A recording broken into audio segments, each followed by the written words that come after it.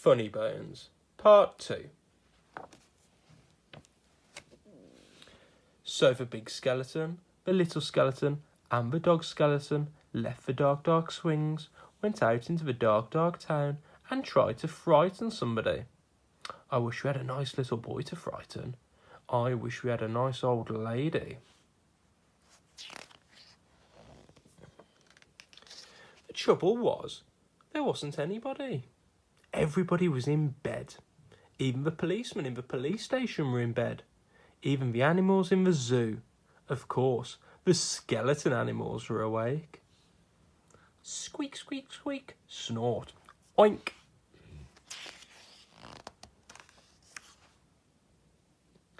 Let's have a ride on the elephant skeleton, the little skeleton said. Let's have a word with the parrot skeleton. The big skeleton scratched his skull. Let's keep out of the way of the crocodile skeleton, he said.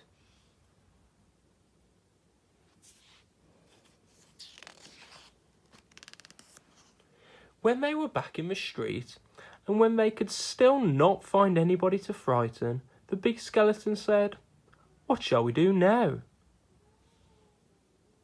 The little skeleton scratched his skull.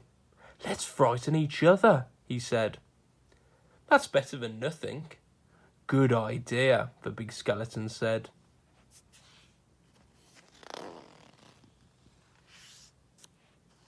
So after that, the big skeleton frightened the little skeleton frightened the big skeleton and the little skeleton frightened the dog skeleton, and the dog skeleton frightened them.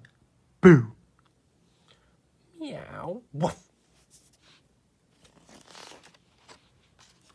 Ooh. They hid round corners and frightened each other. They climbed up lampposts and frightened each other. They jumped out of dustbins and frightened each other. All the way home. And that is how the story ends. On a dark, dark hill, there was a dark, dark town. In the dark, dark town, there was a dark, dark street. In the dark, dark street, there was a dark, dark house. In the dark, dark house, there was a dark, dark staircase. Down the dark, dark staircase, there was a dark, dark cellar. In the dark, dark cellar, some skeletons lived.